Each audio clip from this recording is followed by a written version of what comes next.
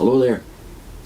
We're starting a new chapter in Walter Rauschenbusch, page 143 of Christianity and the Social Crisis. The chapter's heading is Why Has Christianity Never Undertaken the Work of Social Reconstruction? In the preceding chapters we have studied the origins of Christianity.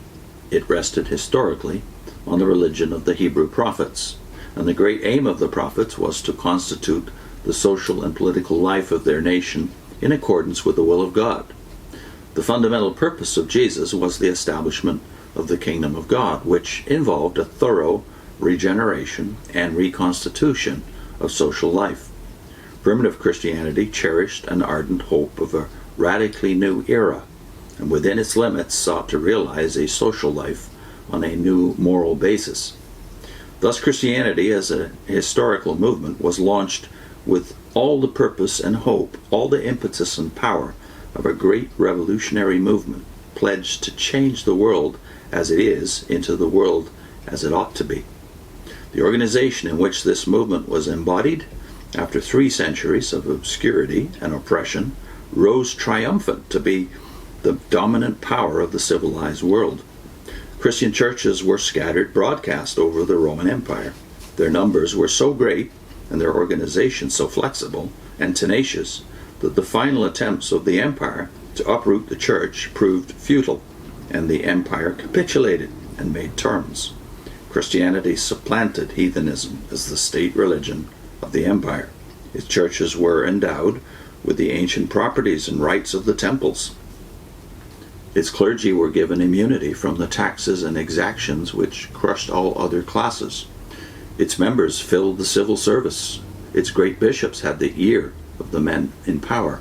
The population of the ancient world entered the church en masse, and though the great majority may have had little experience of the inner power of the new faith, yet the people lay open to the instruction and guidance of the church. The bishops came to be the leaders of the local nobility, which controlled the municipal life of the Roman cities. In the East, the great Justinian formally placed the administration of public charity and the supervision of the public officials under the bishops.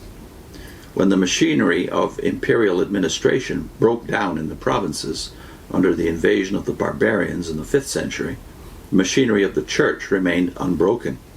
The provincial cities rose like islands of the old Roman civilization amid the flood of barbarian life that covered the provinces.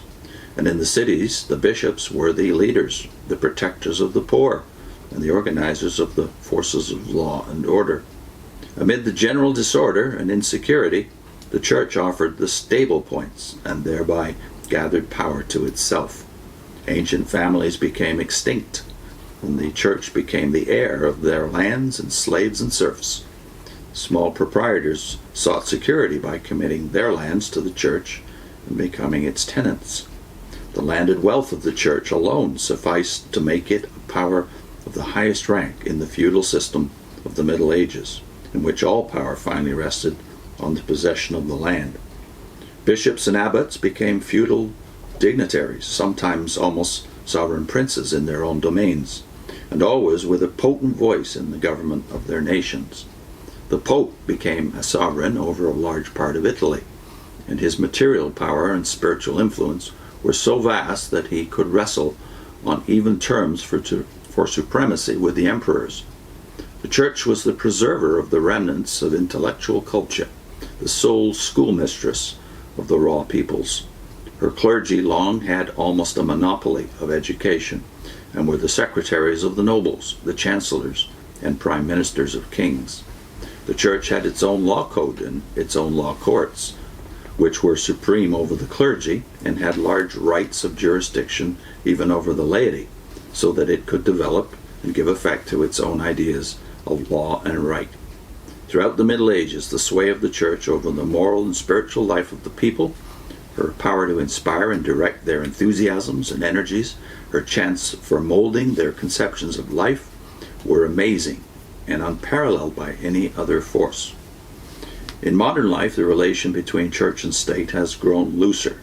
The reverence for the church has sensibly waned, and other intellectual and spiritual forces have risen by her side and successfully claimed part of the field which she formerly held alone.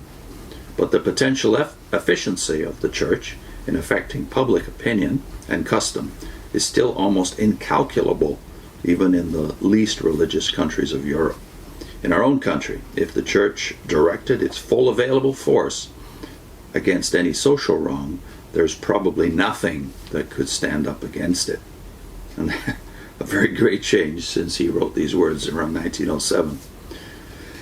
Even in America, and certainly in Europe, which he's saying is still dominated by the ethics and the opinions of the Church. Before World War I, it's all changed now. We'll put a link into The Subversion of Christianity, where Jacques Ellul, a student of history and a great sociologist, has a lot to say about the good and the bad of what happened in the 4th century when Christianity became the official religion of the Roman Empire. So I'll put a link to Ellul's commentary on that trade-off.